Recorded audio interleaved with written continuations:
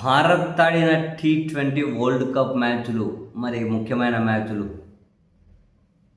ప్రత్యేక విమానం వేసుకొని మరి కొలంబోకి కూడా వెళ్లి నారా లోకేష్ గారు చూసొచ్చారు. తాజాగా ఫైనల్ అహ్మదాబాద్ కూడా ప్రత్యేక విమానం వేసుకొని వెళ్లి చూసొచ్చారు. సరే, ఆ విమాన ఖర్చుల మీద చర్చ జరుగుతూ ఉన్నా, అవి ప్రభుత్వ ఖర్చులు అంటుంది విపక్షం. లేదా నా సొంత ఖర్చులు అంటున్నారు లోకేష్ గారు. సొంత ఖర్చులు అయితే మరి ఆ వివరాలు బయటకు ఎందుకు పెట్టరంటుంది వివక్ష. ఖర్చుల కథ కాసేపు పక్కన పెట్టినాం.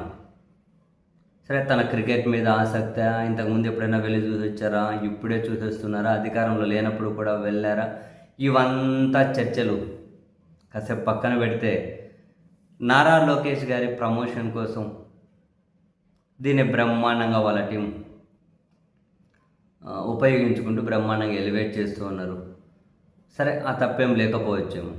ఆ ఎలివేట్ చేసే క్రమంలో వాళ్ళు యాడ్ చేస్తున్నటువంటి ఈ వీడియోలకు కమెంట్స్ ఏంటి అంటే, నారా లోకేష్ గారు యూత్ను ప్రోత్సహిస్తూ ఉన్నారు, యూత్ని ఎంకరేజ్ చేస్తూ ఉన్నారు, అందుకే స్టేడియాలకు వెళ్తూ ఉన్నారు, వాళ్ళు గెలిస్తే కేరింతలు కొడుతూ ఉన్నారు అని చెబుతూ ఎండింగ్ కమెంట్స్గా బెంగళూరులో దుప్పటి దన్నుకొని పడుకున్నారు.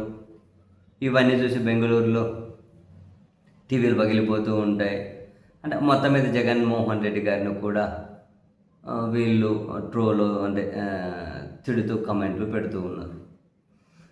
నిజంగా అనిపించింది సీరియస్లీ, నిజాలు ఏమంటారు, నిజాలు లేకపోతే బాధ్యతగా పని చేయడము, లేకపోతే మంచి చేయాలని చెప్పడము, ఇటువంటివన్నీ కూడా బహుశా సమాజానికి అవసరం లేదేమో, లేకుంటే ఇవన్నీ కూడా ప్రచారం చేసుకోకపోతే ఏమాత్రం విలువ లేకుండా పోతాయో. ఇలా మాట్లాడుకుంటూ పోతే జగన్మోహన్ రెడ్డి గారు చేసిన చాలా పనుల్లాగే తాను క్రీడాకారుల్లో యువతను ప్రోత్సహించాలి అన్న విజన్ కూడా గాల్లోనే కలిసిపోయింది కదా. ఒక నాయకుడు అనబడే వాళ్ళు స్టేడియంలోకి వెళ్ళి కేరింతలు కొడితే, ఇక నేను కేరింతలు కొట్టడం తప్పు పట్టడం లేదు, బట్ నేను చెప్తున్న కాంటెక్స్ట్ వేరు. ఒక నాయకుడు అనేవాళ్ళు స్టేడియంలోకి వెళ్ళి కేరింతలు కొడితే క్రీడాకారులను ప్రోత్సహించినట్లు అవుతుందా?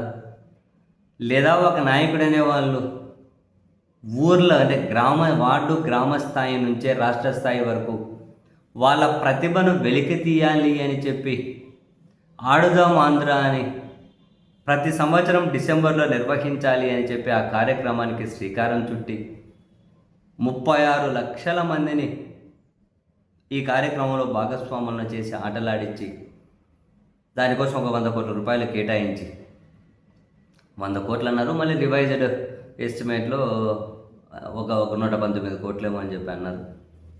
మరి ఇటువంటి కార్యక్రమాన్ని చేస్తే క్రీడాకారులను యువతను ప్రోత్సహించినట్లు అవుతుందా? క్షేత్రస్థాయిలో ప్రోత్సహించినటువంటి నాయకుడిదేమో ఆ విజన్ ఏమో గాల్లో కలిసిపోయింది. అహ్మదాబాద్ స్టేడియంలో కేరింతలు కొట్టిన వ్యక్తిదేమో క్రీడాకారులను ప్రోత్సహించే విజన్ అయిపోయిందా? ఇక్కడ ఇలా కేరింతలు కొట్టడాన్ని ఎవరు తప్పులు పట్టడం లేదు, చేయొచ్చు, పర్లేదు. కానీ నిజమైన ప్రోత్సాహం అంటే ఏంటి? క్షేత్రస్థాయి నుంచి కూడా క్రీడాకారుల ప్రతిభ వెలికి తీయడం అంటే ఏంటి?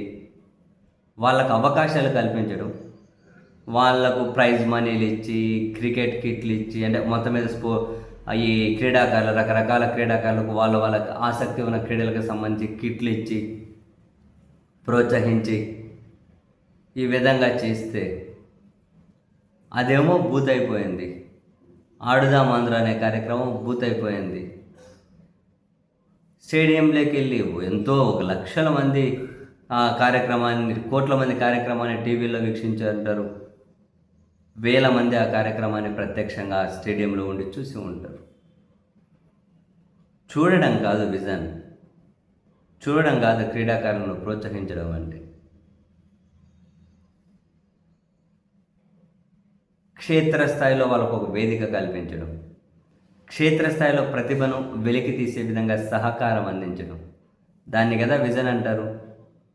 మంచేమో గాల్లో, ప్రచారమేమో అదిగో ఈ విధంగా ఎలివేషన్స్తో. నిజం విజన్ గాల్లో కలిసింది. ప్రచారము కాసిన్ని ఆర్టిఫిషియల్గా ఉండే వీడియోలేమో ఇది ఒక అద్భుత కార్యక్రమంగా ప్రచారానికి నోచుకుంటూ ఉన్నాయి.